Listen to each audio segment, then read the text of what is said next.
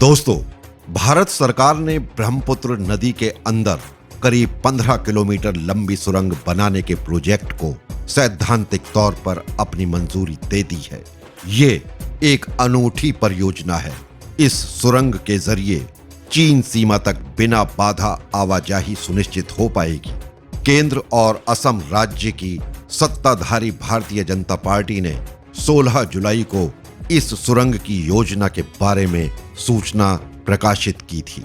ब्रह्मपुत्र नदी के नीचे 4 लेन वाली सुरंग के निर्माण के लिए केंद्र सरकार से सैद्धांतिक मंजूरी मिलना असम, नॉर्थ ईस्ट और पूरे भारत की सुरक्षा और आवाजाही के लिहाज से एक ऐतिहासिक फैसला है।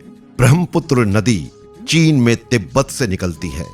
ये भारत, भूटान और बांग्लादेश तक जाती है और 5,80,000 वर्ग किलोमीटर के क्षेत्र में फैली है। इसकी गिनती दुनिया की 5 सबसे बड़ी नदियों में होती है। अपने मुख से 19,830 क्यूबिक मीटर प्रति सेकंड वाटर डिस्चार्ज के साथ ब्रह्मपुत्र का नंबर अमेज़न, कांगो,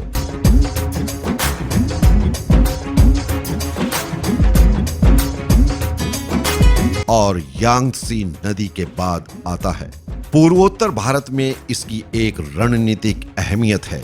1228 से 1826 तक इस इलाके पर शासन करने वाले अहोम राज्य की एक नौसेना इस नदी में तैनात थी, जो कि मुगल साम्राज्य समेत दूसरे शत्रुओं से सुरक्षा के लिए लगाई गई थी। 1671 की सराय घाट की जंग में अहोम नौसेना ने औरंगजेब के कमांडर राम सिंह की अगुवाई वाली बड़ी विशाल सेना को धूल चटा दी थी और इस तरह से इस इलाके में मुगलों के विस्तार पर लगाम लगा दी गई थी।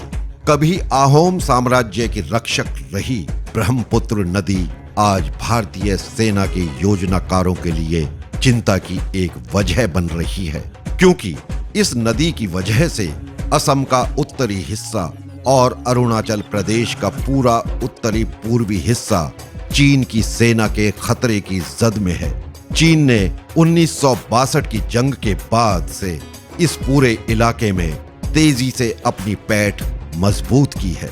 भारत के सुरक्षा तंत्र को लगता है कि चीनी सेना के ब्रह्मपुत्र पर बने 5 मौजूदा पुलों पर हमला करने की ताकत से अरुणाचल प्रदेश और असम के हिस्से बाकी के भारत से कट सकते हैं। अब इस नदी के नीचे 14.85 किलोमीटर लंबी सुरंग दक्षिणी किनारे पर सुमालीगढ़ और उत्तरी किनारे पर गोहपुर को जोड़ेगी।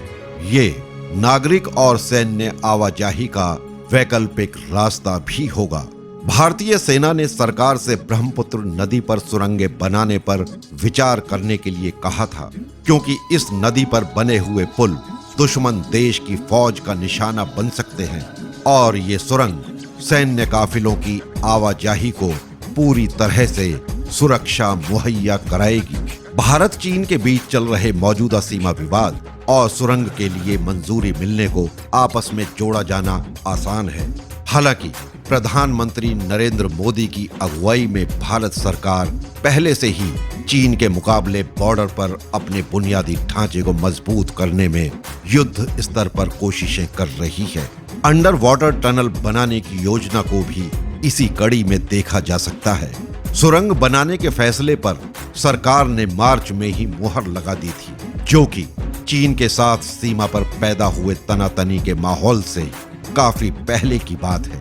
भारत ने चीन से सटी सीमा पर सड़कें बनाने पर होने वाला खर्च 2016 के 61.5 करोड़ डॉलर से बढ़ाकर 2020 में 1.6 अरब डॉलर भी कर दिया है।